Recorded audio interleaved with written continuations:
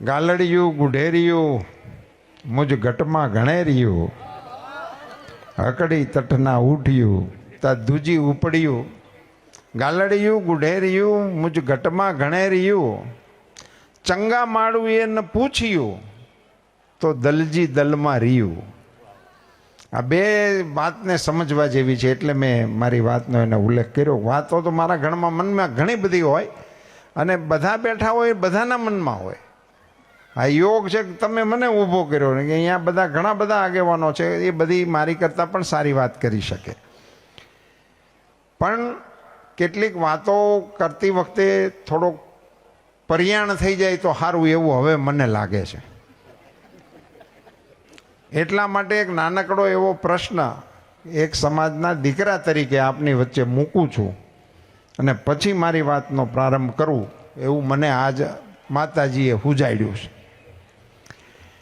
તમને બધાને એવું લાગે છે કે આપણે હવે ઊભા રહીને વિચાર કરવાનો સમય પાકી ગયો છે એવું તમારો બધાનો મત છે? તો હા હું શું કરો છો? એટલે જયરામભાઈ વાત કરવા જેવું તો થયું છે. બીજી એક નાનકડી સલાહ લેવી છે કે સમજો કે સમાજ તરફથી કંઈક તેલ નાખવામાં આવે, અહીંયાથી સમાજની સંસ્થાઓ માટે દાનની તેલ આપણા આગેવાનો નાખે છે અને જેટલી નાખે છે એની કરતાં વધારે દાતાઓ આપે છે.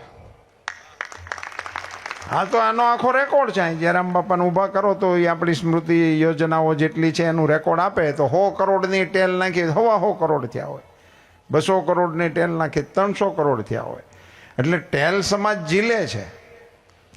તો સામાજિક રીતે હવે આપણે સમાજની કોઈ ટેલને ઝીલવાનું ઊંડે ઊંડે પણ કાંઈ મન છે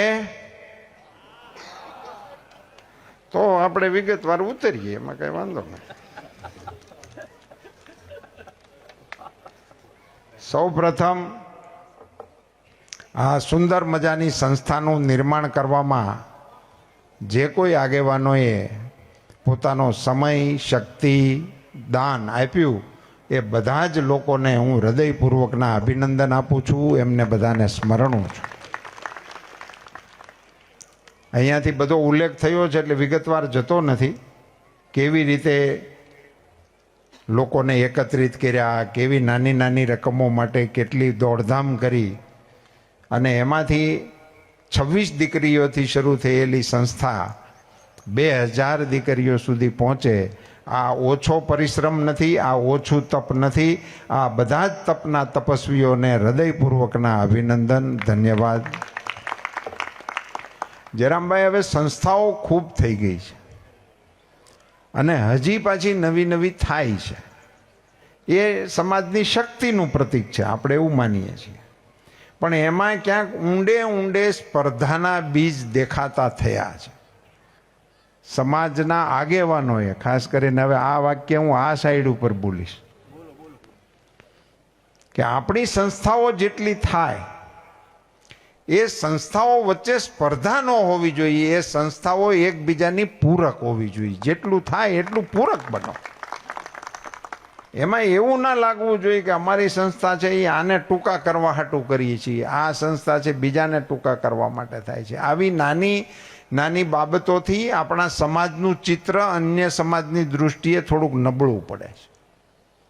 એમાંથી હવે આપણે જાગી અને સભાનતાપૂર્વકના પ્રયાસ કરી અને જે કોઈ સંસ્થા હોય અને સરવાળે કોઈ એક એવું માહોલ હવે આપણે સમાજે નિર્માણ કરવાની આવશ્યકતા છે કે હા ભાઈ, આ બધા હોય ગમે તે સંસ્થામાં પણ છેવટે તો આ ધજા હેઠળ એક છે એવું કંઈક આપણે ઊભું કરવું પડશે.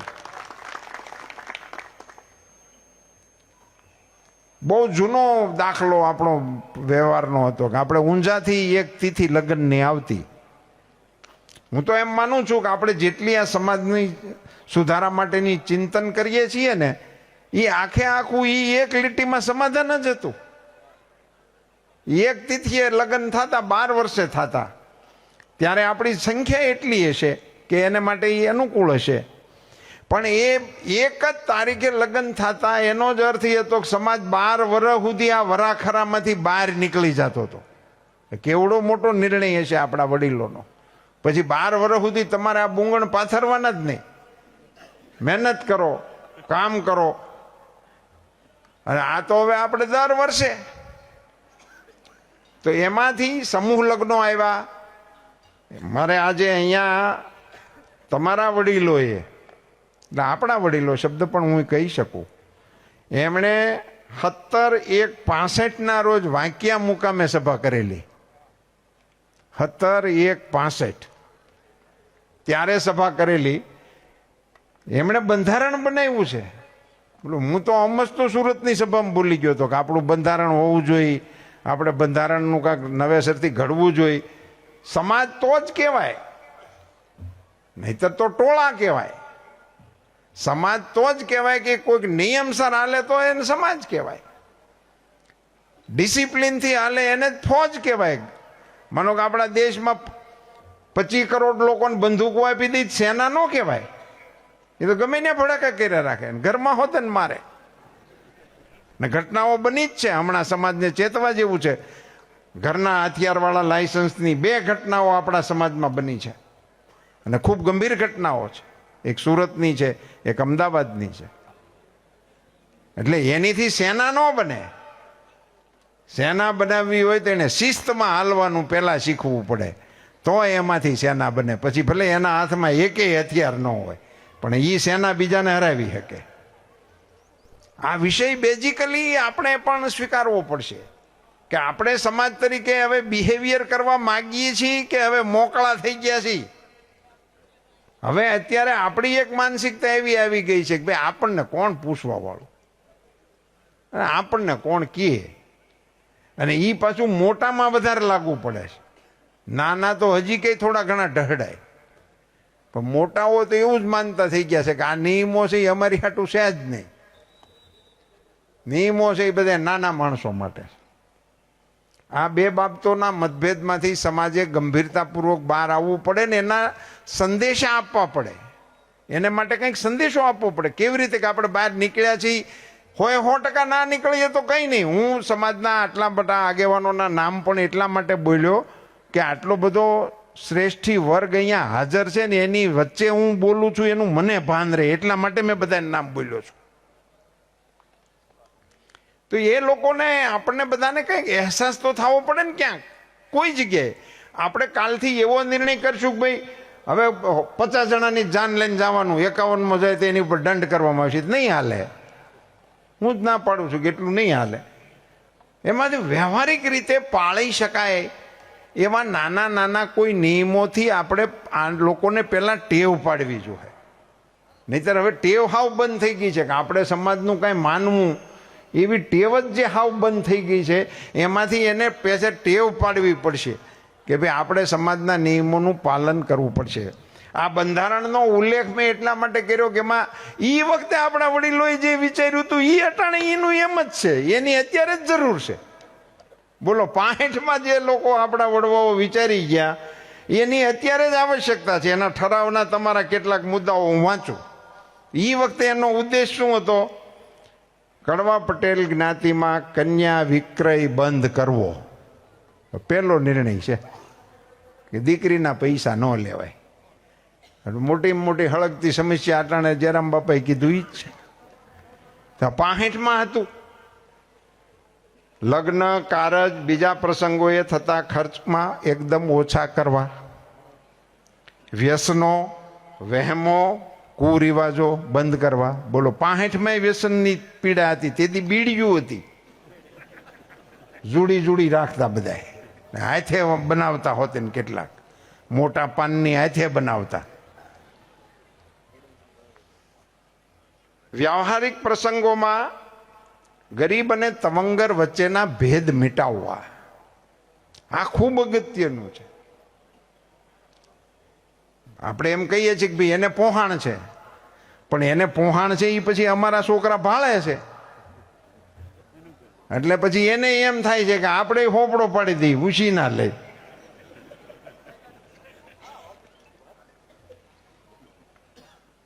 પટેલ પટેલ જ્ઞાતિમાં સાહેબ આ તમારા વડવાઓના મને તો નામ ખબર નથી, પણ તમને બધાને તો ખ્યાલ હશે. એ બધાને અત્યારે એક વખત દિલથી સલામ કરવાનું મન થાય. એમણે શું લખ્યું? પટેલ જ્ઞાતિમાં હાલારી, ગોલવાડિયા, ગુજરાતી, કડવા, લેવા, તારકઢા વગેરે ભેદભાવો નાબૂદ કરીને એક સંપ વધારી પ્રગતિશીલ બનાવવાનો બંધારણનો હેતુ છે. બોલો હવે આ લીટી બહાર હજી કોણ જઈ શક્યું? શું આવી બધી બાબતો જે આપણા વડીલો આપણા માટે વિચારીને ગયા છે, તો એમના આ બધા આપણા બાપા હતા, એમણે આ વિચારો લખ્યા છે. એને પાળવાની જવાબદારી આપણી ગણાય કે ન ગણાય? આ બાપાઓનું કીધેલું માનવાનું છે, મારું માનવાની આવશ્યકતા નથી. આપણા વડીલો કહી ગયા છે કે આ રસ્તે આપણે જવું પડશે. કેટલી સરસ સરસ ચીજો સાહેબ આમાં નાખેલી છે. એમાં બધું તો નથી વંચવું મારે, પણ મને ગમ્યું એટલે કહું.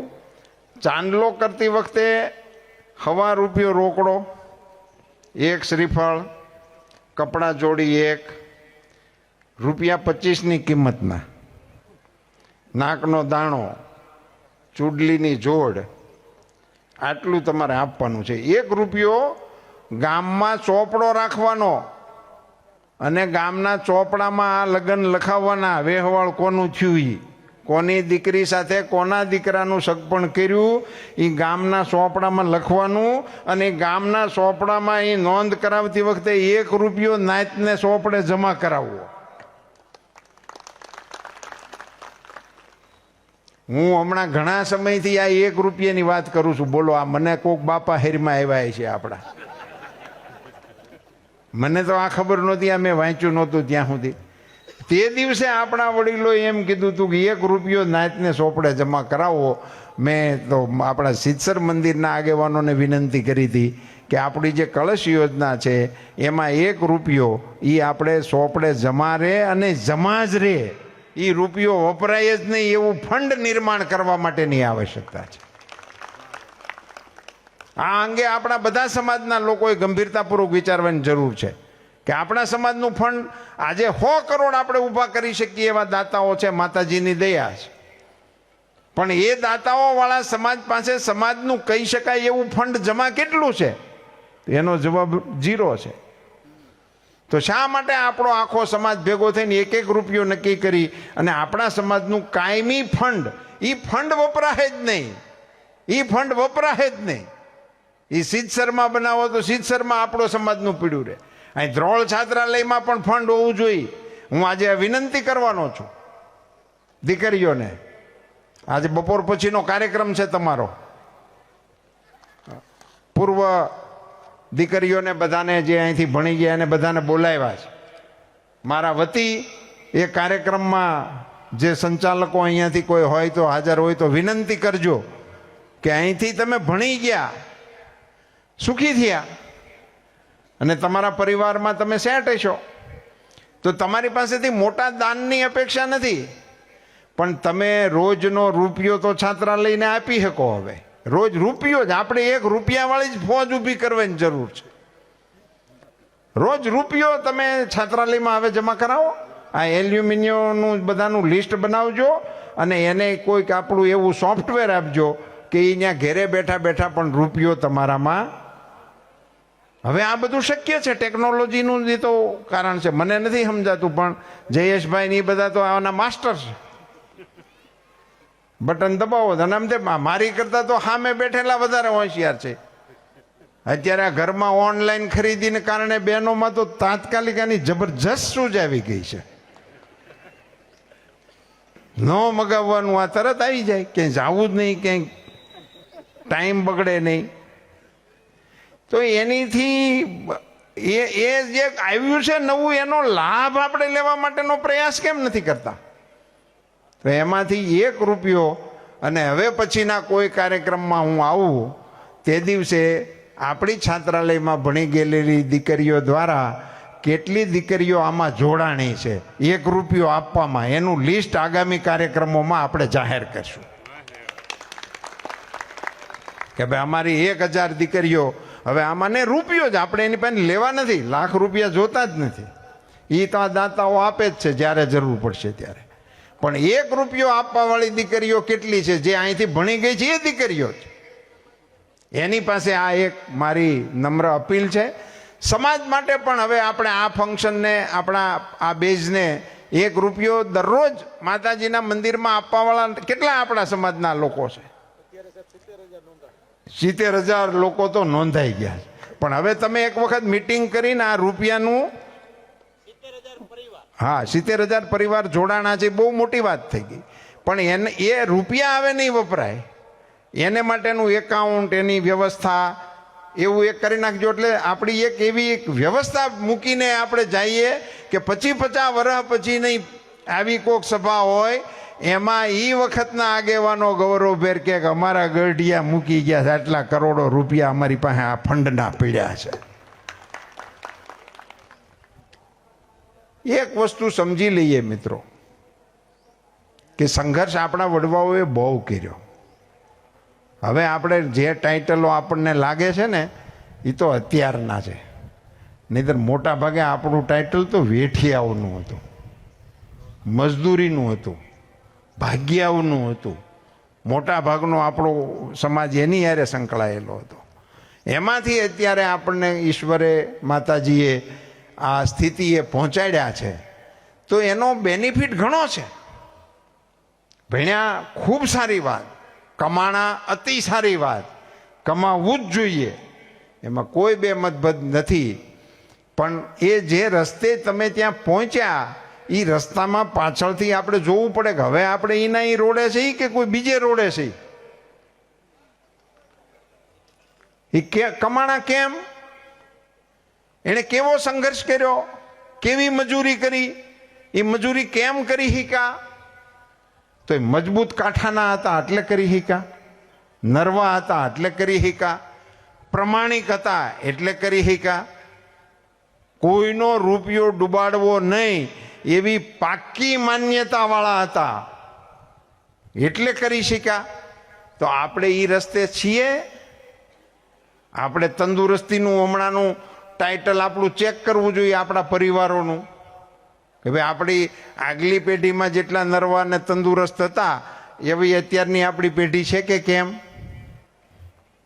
અને આ બહેનો ને દીકરીઓને તો ખરેખર કોઈ શિખામણ આપવાની આવશ્યકતા જ નથી. એટલા માટે કે ઈશ્વરે જ તમારામાં ઇનબિલ્ટ આ સદગુણો તમારા ડીએનએમાં આપીને મોકલ્યા છે.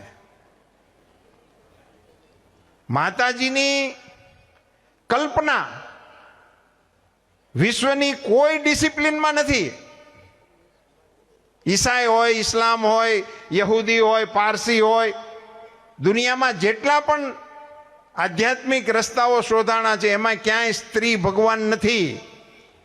વિશ્વની કોઈ સંસ્કૃતિમાં સ્ત્રી ભગવાન નથી.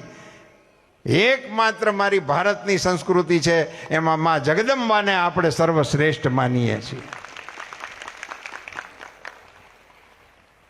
માંથી મોટું કોઈ નહીં, ભલે જળધર હોય જગદીશ. આપણો કવિ તો ન્યા સુધી હાલી ગયો. માંથી મોટું કોઈ નહીં, ભલે હોય જળધર કે જગદીશ, સૌ કોઈ નમાવે શીશ, અંબા આગળ હાલિયા. એ તમારામાં ઇનબિલ્ટ છે માતાજી. અને આપણે માં ઉમાના વારસદારો છીએ એવું જોર જોરથી બોલીએ.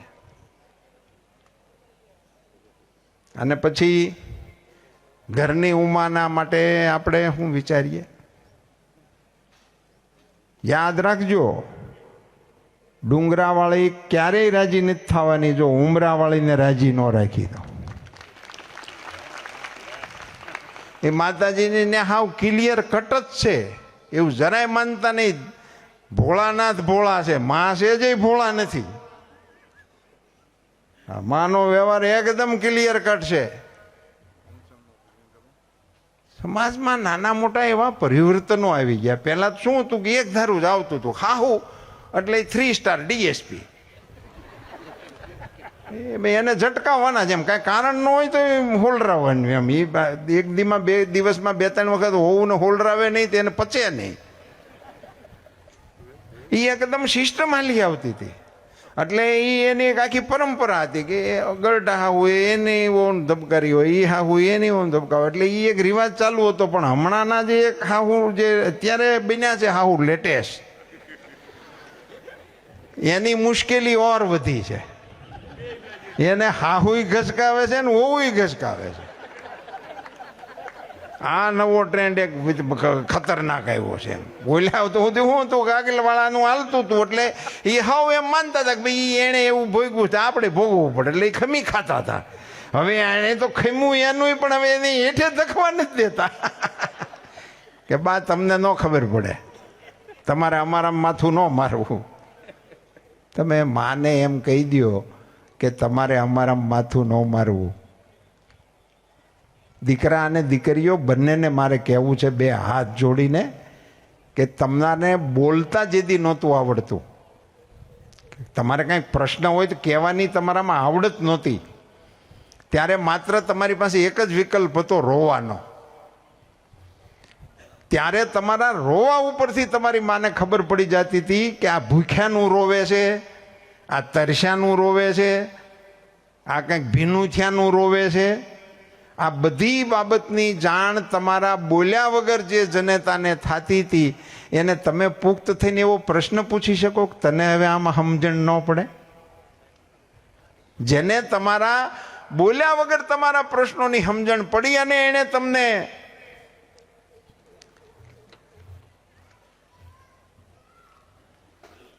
પાળી પોષી અને મોટા કર્યા, એને આવું કહેવાની આપણે જે પ્રથા શરૂ કરી છે એમાંથી સમાજે પાછું વળવું પડે. દીકરા દીકરીઓએ ખાસ કરીને પાછું વળવું પડે. અને એનીથી તમારું હિતેચ્છુ ઓર બીજું કોઈ મોટું હોય જ ન શકે. આપણા મનમાં ગમે એ હોય, પણ આપણું હિત આપણી મા સિવાય બીજું મોટું કોઈ હિતેચ્છુ હોય જ નહીં. એટલે એમને ઉપર ભરોસો રાખી અને થોડુંક તમારા નિર્ણયો લેવાનું શરૂ કરશો તો ઓટોમેટિક અડધું પહેરું થઈ જાય. એમાં બહુ વધારે કાંઈ ખાસ કહેવાની આવશ્યકતા મને લાગતી નથી. જયરામભાઈએ દીકરીઓ માટેની વાત કરીને હું તો આ વાત ઘણા મંચ ઉપરથી કરી ચૂક્યો છું. ભાઈ બહેન વચ્ચેનો જે સંબંધ છે એ તો અતુલનીય સંબંધ છે. વીરા શબ્દ છે ને, એ વીરો શબ્દ જ્યારે હું બોલું ને એનું કોઈ માધ્યમ નથી, પણ કોઈ બેનના મોઢામાંથી નીકળે ને મારો વીરો, તો આપણો ગલોફો ભરાઈ જાય એવો એ મીઠો શબ્દ છે. હું તો ઉદાહરણ આપું છું. 50-50, 60-60 વર્ષના દાંપત્ય જીવન થઈ ગયા હોય. જયરામભાઈ કીધું કે અમારે 55 વર્ષનું દાંપત્ય જીવન થયું અને કોઈ મુશ્કેલી નથી પડી, પણ એ તો અમારા બેનને મુશ્કેલી નથી પડી હતી. એને ઊભા કરીને પૂછી તો ખબર પડે. હા, તમે તો નકરા હુકમ જ કર્યા હોય. 2 કોફી, 3 મહેમાન ને 1 કાળી ને 1 મોળી, ડબલામાં શેકે નહીં. એ કોઈ દિવસ અમારે બેને આવીને દીવાન ખંડમાં ન કીધું કે હવે આ ગળીને મોળીને એવું કાંઈ છે નહીં, બજારે જઈને પી આવો, તો આપણી પટલાઈ બંધ થઈ ગઈ હોય. એ તો અમારી આ જોગમાં એવું હકાડે છે એટલે આપણી પટલાઈ હાલ. એ તમારામાં ઇનબિલ્ટ છે. તમને સલાહ આપવાની જરૂર નથી, પણ તમે શક્તિના પ્રયોગ નથી કરતા. એ પ્રયોગ થોડાક કરો. એમણે કહ્યું ને, વ્યસન માટે બેન ભાઈને આગ્રહ કરે તો ભાઈનું ગજું નથી બેનને ના પાડી શકે, પણ બેનના આગ્રહ બેનના હૃદયમાંથી આવવો પડે કે તને રાખડી બાંધવી છે, પણ પડીકી મૂક તો, નકર નથી બાંધવા જ થતી. થાય થોડોક ઝઘડોય થાય નાનો મોટો, પણ છેવટે ભાઈને જ ઝૂકવું પડશે. સાહેબ આમની એનું કારણ એ બહેનોની તપશ્ચર્યા છે. 50 વર્ષના હાહરવાર પછી એને 30-35 વર્ષથી વતનના ઝાડવાય ન ભેળ્યા હોય એવા ડોશીમાં એની સીમમાં જાય, એના દીકરાઓની જમીનું હોય અને એના ખેતરમાં આંટો મારતા હોય ને વાદળી જો આકાશમાં ચડે તો એ માડી આ વાદળી સામું નેજવું માંડી અને વાદળીને વિનંતી કરે, વરહજે મારા વીરના ખેતરમાં. વી તો ક્યાંય દીધા હોય દૂર, ત્યાંથી એના વીરના ખેતર તો ક્યાંય શેટા હોય, પણ હજી કોઈ માડીએ એવું નથી કીધું કે વરહજે મારા વરના ખેતરમાં. છે જ નહીં, વ્યવહાર જ નથી સાહેબ. હવે આવો અણમોલ સંબંધ જે છે તમારો, એને તમે તમારા પરિવારના અને તમારા ભાઈના હાડ માટેનો એનો ઉપયોગ કરી શકો? જુવાન જોધ માણસો આપણા કેન્સરનો ભોગ બને, મોઢા ખુલતા નથી. હવે તો આ થઈ ગયું બધું આપણું બુફે. નગર તાણ કરી કરીને પંગજમાં મોઢામાં લાડવા આખે આખા ખવડાવતા હતા. હવે એ અટાણે ઓલો બેઠો હોય માવા વાળો તો એ મોટી રામાયણ થાય આપણે પીરહવામાં. આપણને એમ થાય કે આ લેતો નથી, ઓલાને ખુલતું ન હોય. હવે એ સમાજના આપણે પ્રતિનિધિ છીએ. મારી બહેનોને કરબદ્ધ વિનંતી છે, હું તો કહું છું કે એનું કોઈક એકાદી બે બહેનોની ટીમ બને. આપણી સમાજની કોઈ પાંખ હશે જ બહેનોની, મહિલા પાંખ છે જ. એક બેન તો બહુ સરસ એક કાર્યક્રમમાં મને ભેગા થયા હતા. હા, આપણે ઓલા કાર્યક્રમમાં ક્યાંક આમરણ કાર્યક્રમમાં આપને મળ્યો હતો ત્યારે ખબર હતી કે આપે બહુ સરસ ત્યાં પ્રવચન પણ કર્યું હતું. તમને વિનંતી છે કે આ વખતે રક્ષાબંધને તમે અગાઉથી નક્કી કરો, કેટલીક બહેનો જેના ભાઈઓ પડીકીવાળા હોય એને ગોતીને અને એની ઉપર ટાર્ગેટેડ પ્રયાસ કરો, ભલે 5, 25, 50, પણ એ બહેનો પડીકી મુકાવીને રાખડી બાંધતી હોય ને એના વિડીયો બહાર પાડો કે આ બેને પ્રતિજ્ઞા લેવડાવી અને ભાઈએ વ્યસન મૂક્યું, એની લાગણી સભરના વિડીયો બનાવી અને આપણે મૂકો. આપણા સમાજને પ્રેરણા મળશે, અન્ય સમાજને પણ આ પ્રેરણા લેવા જેવું કામ થશે. આ આપણી ક્ષમતા છે.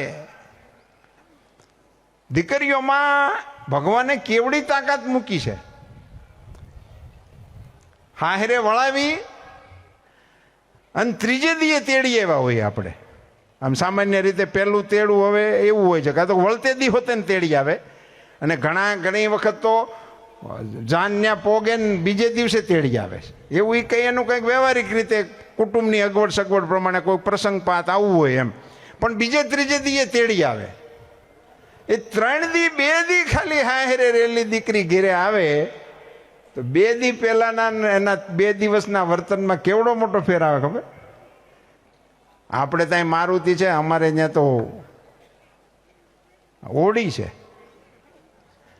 આપણે ત્યાં તો એક ગાય છે, અમારે ત્યાં 2 ભેંસું છે. એનું બધું અમારે થઈ જાય. કાલ સુધી આઈનું હતું એનું 2 દીમાં અમારેમાં આપણું ટાઇટલ નીકળી જાય ને હામાવાળાનું ટાઇટલ આવી જાય 2 દિવસમાં. જે ઘરની અંદર એને પગ નથી મૂક્યો, જે ઘરના સભ્યોને ઓળખતી નથી, આપણે પુરુષોએ વિચારવા જેવો વિષય છે કે આપણને અજાણ્યા ઘરમાં એક દી મૂકી આવે તો ખબર પડે ભાઈ તારે અઠવાડિયું રોકાવાનું છે. મોટા ભાગના ચોથે દીએ ઘેરે આવે એમ, એક અઠવાડિયું ત્યાં રહેવાનું છે. નો આપણે ના રહી શકીએ એની રહેણી કહેણી પ્રમાણે. એને બદલે આપણી દીકરીઓ એ ઘરમાં જઈ એની રહેણી કરણી પ્રમાણે બધું પોતે સહન કરીને હામાવાળાને માન સન્માન સાથે રાખતા શીખી જાય. ઘરમાં ભાભીને ઉલાળીઓ કરતી હોય, ઘરમાં કાકી હારે લાડ કરતી હોય, ઘરમાં ભાઈની હારે બથોડા લેતી હોય, એ ન્યા દેર હારે, એ ન્યા જેઠ હારે, એ ન્યા સસરા હારે કેટલી વિનમ્રતાપૂર્વક વર્તન કરતી થઈ જાય વિધિન ટુડે. આને ક્યાંય કોચિંગ છે? આનું ક્યાંય કોચિંગ આવ્યું સાંભળ્યું છે? આનું ક્યાંય કોચિંગ નથી, આ આવે જ છે. તો આ બધું આપણામાં છે જ. થોડુંક એમાંથી જે ડેવિએશન મને લાગે છે એટલું જ છે ખાલી કે આપણે હવે એમાં ધ્યાન નથી દેતા. એમ ભાઈ ખાય છે તો ખાતો હોય છે, કુટુંબ નોખું થયું છે થતું હોય છે, એવું નથી. આ માતાઓ જો ધારે, હું તો એમ કહું છું કે હવે પછીના આપણા કાર્યક્રમોમાં સંયુક્ત પરિવાર જે હાલતો હોય એ માતાઓને મંચ ઉપર બોલાવીને એનું સન્માન કરવાના કાર્યક્રમો રાખો. હવે કરવું જ પડશે, કારણ કે ઘટતું જાય છે જ નહીં. પણ છે જ નહીં એટલે બંધ નથી થઈ ગયું. મને રાજકોટમાં ઘણા પરિવાર એવા મળ્યા છે જે ખૂબ સુખી છે છતાં સંયુક્ત પરિવારમાં રહે છે, આજે પણ રહે છે. એ પરિવાર એ સંયુક્ત કેમ હાલે? તો અહીંયા દોરા ઉપર દોરો ન મૂકવા વાળું ઘરમાં કોક હોય એટલે હાલે. ત્યાં એવી કોક જોગમાયા હોય કે ચિંતી ન હોય, એ કરી જ નાખતી હોય. કોઈ પણ કામ હોય બીજાને ન ચિંતે, પોતે કરે. આખું ઘરે જમી લીધું પછી જમે, આખું ઘર સૂઈ ગયું પછી હુવે, આખું ઘર જાગે એની પહેલા જાગે. એવી જોગમાયા જેના ઘરમાં હોય ન્યા સંયુક્ત કુટુંબ હાલે. આ ભાઈઓ કેડે ન હાલે. ભાઈઓમાં બહુ ઓછા મતભેદ હોય, એને કંઈ બહુ વાંધા ન પડે. પડે છે એમાંય પડે છે, પણ વાંધા પડવાનું કારણ જુદા જુદા પરિવારમાંથી આવતી દીકરીઓ હોય છે. એમની વચ્ચે સંતુલન જાણી અને વહુને દીકરીઓ કરતાં વધારે સાચવવાની જે સાસુમાં વૃત્તિ હોય એના ઘરમાં સંયુક્ત કુટુંબો હાલે. આપણી છાત્રાલયની દીકરીઓને આપણા પરિવારના જે સંસ્કારો હતા એનાથી એ પરિચિત થાય એ પ્રકારના કાર્યક્રમોમાં પણ જોતરવા જોઈએ. તમે અહીંયા વિજયાબેને એણે ખૂબ સારી પ્રવૃત્તિઓ વિકસાવી છે. શિક્ષણ સિવાયની ઘણી બધી સાંસ્કૃતિક પ્રવૃત્તિઓ અહીંયા તમારા કાર્યક્રમોમાં પણ ઝલકે છે. પણ આપણી જૂની રસમો જે હતી, દીકરીઓ ભણ્યા વગર, નિશાળે ગયા વગર, એને ગાતા આવડે, એને રોતા આવડે, એને પરોવતા આવડે, એને દોતા આવડે, એને વલોવતા આવડે. એવું તો કેટલું હતું જે આપણી દીકરીઓ નિશાળ નહોતી ગઈ, એ બધું જ કરતી હતી. હમણાં અહીંયા અમારું સ્વાગત કરતી હતી દીકરીઓ, એને મોતીની ઈંઢોણીઓ હતી અને એની ઉપર શ્રીફળ મૂકેલા હતા. તો એક દીકરીએ મને ચાંદલો કર્યો, મને બરાબર યાદ છે, મારે એનો ઉલ્લેખ કરવો છે, મને નામ નથી આવડતું, નહીં તો નામ પણ બોલત. એ દીકરીએ ઈંઢોણીને પકડ્યા વગર મને ચાંદલો કર્યો. હા, બેડા રાસ કરે છે. બેડા રાસ તો કરે છે બેન, એ તો બધાને ખ્યાલ છે. ગોળી, હાંડો અને ગાગર ઈ પાણીયારેથી ભરી અને પાદરથી લઈને ઘેરે આવતી હતું ને કાંખમાં છોકરું હોય. આ તો યોગની ભાષામાં એને ધ્યાન કરતા પણ ઊંચી અવસ્થા ગણવામાં આવે છે. એનીથી પડે નહીં અને છતાં એ કરી શકે, એ ક્ષમતા છે દીકરીઓની. આ એનામાં જ શક્ય છે, આપણામાં આ બધું શક્ય છે જ નહીં. એવી જે ક્ષમતા છે આપણી જોગમાયાઓની, એને સમાજના ઉત્કર્ષ માટે ઉપયોગમાં લેવાની આવશ્યકતા છે, એને જાગૃત કરવાની આવશ્યકતા છે. એને નવેસરથી સામાજિક ઢાંચામાં નાના મોટા પરિવર્તનો સાથે જોતરવાની આવશ્યકતા છે. છોકરાઓને તમે મોબાઈલથી સાના રાખો તો એ પછી તમે મોટા થાવ ત્યારે તમને મોબાઈલ જેવું કંઈક દઈ જાય, એ નો હામો બેહે.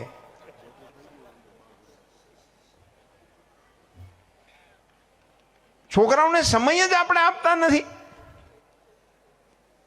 છોકરાઓના ઉછેરમાં આપણું ધ્યાન હોવું જોઈએ. એના મિત્રો કોણ છે, એની ટોળકી કોણ છે, એ એની માને ને એના બાપાને ખબર હોવી જોઈએ કે આ છોકરું 3-4 જણા એ રખડે છે, એ આવા છે, એ આપણને ખબર હોવી જોઈએ.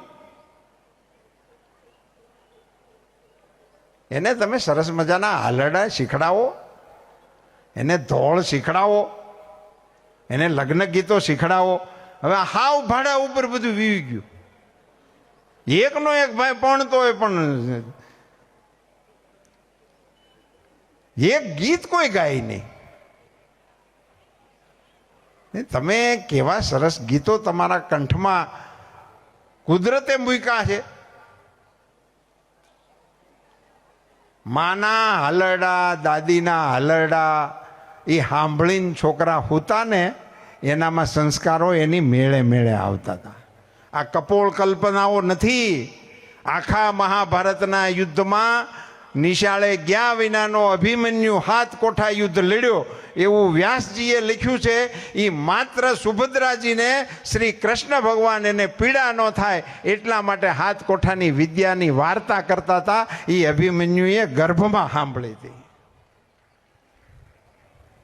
પેટમાં પોઢીને સાંભળેલી શિવે રામ લક્ષ્મણની વાત. જીજાબાઈનું હાલરડું આખી દુનિયામાં પ્રસિદ્ધ છે. આની આવડી મોટી અસરો હતી સમાજના જીવન. એક જણો ના પાડવા વાળો તો જોઈ. સમૂહ લગ્નનો અર્થ જ એ છે. અને એટલા માટે જ મારો તો એવો મત છે, હું કચ્છના આહિર સમાજનું ઉદાહરણ એટલે જ આપું કે એ લોકોએ ઠરાવ કરી નાખ્યો છે કે એક જ તિથિના લગ્ન અને મેનુ એક જ. તમે ગમે એને આખા કચ્છમાં જમો એક જ પ્રકારનું મેનુ આવે, વધારાનો સંભારોય ન આવે. એનો એને સમાજ કહેવાય. તો આપણે આવી કોઈક નાની મોટી ચીજોને અંદર દાખલ કરીને આવો સરસ સમાજ જેની ઉપર મા ઉમાની આવડી મોટી કૃપા, વિશ્વની અંદર આપણા સમાજની ખ્યાતિ પ્રસ્થાપિત થઈ ચૂકી છે, એમાં નાની મોટી જે ખલેલ આવી છે એ ખલેલના અવગુણ ગાવાને બદલે ફરીથી આપણે ખાલી પાટા ઉપર ચડવાની કોશિશ કરીએ તો મને એમ લાગે છે કે માતાજી આપણી ભેરે જ રહે. આપણે ના કરો ના કરો ના કરો એવું કર્યા રાખવા કરતાં આવા છે તેવા છે એવું કર્યા રાખવાને બદલે આપણો સમાજ છે એ હવેથી આમ ચાલશે એવી નાની મોટી સુંદર વાતોને ફરીથી પ્રસ્થાપિત કરવાનો પ્રયાસ કરીએ. આપણે આપણા પૂર્વજોને યાદ કરીએ કે એમણે આટલા વર્ષો પહેલાં સમાજે આવું આવું કરવું જોઈએ એવું કંઈક વિચાર્યું હતું. એનો અર્થ એ કે સમાજમાં આવું જરૂરી છે. તો નવેસરથી નવા સમયના પ્રમાણમાં સમયને અનુરૂપ, સમાજને અનુરૂપ પ્રયાસો આપણે વિકસાવીશું તો મને એવું લાગે છે કે એમાંથી આપણને ફાયદો થશે. 1 રૂપિયાવાળી વાતને સમાજમાં એસ્ટાબ્લિશ કરી દઈએ. આખાએ સૌરાષ્ટ્રનું કેન્દ્રબિંદુ છે આપણું સિદ્ધસર, ને સિદ્ધસરને આખાએ સૌરાષ્ટ્રના કડવા પાટીદારોના કોર્પસ ફંડ માટેનું માધ્યમ બનાવી દઈએ. ભાવિ પેઢી માટેનો એક સુંદર રસ્તો કંડારી દઈએ. દીકરીઓ એ વ્યસન મુક્તિના આંદોલનમાં પોતાની જાતને નેતૃત્વ આપીને પોતાના પરિવારની ઉમૈયા બને એવી 2 હાથ જોડીને દીકરીઓને મારી વિનંતી છે. વડીલોને મારી વિનંતી છે કે દેખાદેખીથી થતા સામાજિક વ્યવહારોમાં થોડો સંયમ રાખવા માટેનો આપણે પ્રયાસ કરીએ. 5 દિન બદલે 4 દીમાં જાય, 4માંથી 3માં જાવું, ડેસ્ટિનેશનમાંથી ફળિયામાં આવો. આવું ઝીણું ઝીણું ધીમે ધીમે કંઈક કરવા માંડીશું તો મને એમ લાગે છે કે ધીમે ધીમે બધું સારાવાના થઈ જશે. બહુ બગાડ હજી આવ્યો નથી. મુખ્ય ધ્યાન જે છે એ નવી પેઢી નિર્વ્યસની બને એ દિશામાં વાળવાની ખાસ આવશ્યકતા છે. એ સિવાય બહુ ચિંતાનો વિષય નથી, બાકી બધું ભરપાઈ થઈ જશે. પણ વ્યસનોથી ખોખલા થયેલા જુવાનો ન તો કુટુંબને કામમાં આવશે, ન તો સમાજને કામમાં આવશે, કે ન તો રાષ્ટ્ર માટે કંઈ કરી શકશે. એ હાવ ખોખલા થઈને સમાજની જવાબદારી બની જશે. એમાંથી આપણે આપણા સમાજને બાકાત કરીએ એને માટે સભાનતાપૂર્વકના પ્રયાસ કરીએ. આ કોણે કરવું એનો સીધો જવાબ એવો છે કે નાના મોટા કુટુંબના વડાઓએ પોતપોતાના કુટુંબમાં આને માટેના પ્રયાસ કરવા પડે. આમાં જયરામભાઈ ત્યાંથી એલાન બહાર પડે અને આખો સમાજ કરશે એમ ન હાલે. મારે મારા કુટુંબ પૂરતી જવાબદારી લેવી પડે. એમ સૌએ પોતપોતાના કુટુંબ માટેના આ પ્રકારના પ્રયાસો કરીશું તો મને એમ લાગે છે કે માતાજીની આવી સરસ કૃપા છે અને આવી સરસ વાતાવરણ છે. વિશ્વ આખું આજે ભારત તરફ જોઈ રહ્યું છે. દુનિયા આપણી તરફ જોઈ રહી છે. એણે આ બાજુ જોવાનું કર્યું ત્યારે આપણે આપણું સ્વરૂપ બદલવાનું શરૂ કરશું તો ખરાબ લાગશે. એ જોવે છે આપણા વડવાઓની શાખ હવે એને આ પૂગી હોય એને આધારે જોવે છે, અને એ આપણને જોઈને એને એમ ભોંઠા ન પડવું પડે એની કાળજી હવે આપણે રાખવી પડશે. આખી દુનિયાની નજર ભારત ઉપર છે, આખી દુનિયાની નજર ગુજરાત ઉપર છે સાહેબ. એવા માહોલમાં આપણે અત્યારે જીવવાનો આપણને અવસર મળ્યો છે, તો માતાજીને માથે રાખી અને આપણા પરિવારમાં પારિવારિક વાતાવરણ બનાવવાનો આપણે સૌ પ્રયાસ કરીએ એવી વિનંતી. આયોજકોએ મને આ સુંદર મજાની ઘટનાનો સાક્ષી બનાવ્યો એ માટે જયરામભાઈનો પુનઃ આભાર માનું છું. આપ સૌનો આભાર, ધન્યવાદ.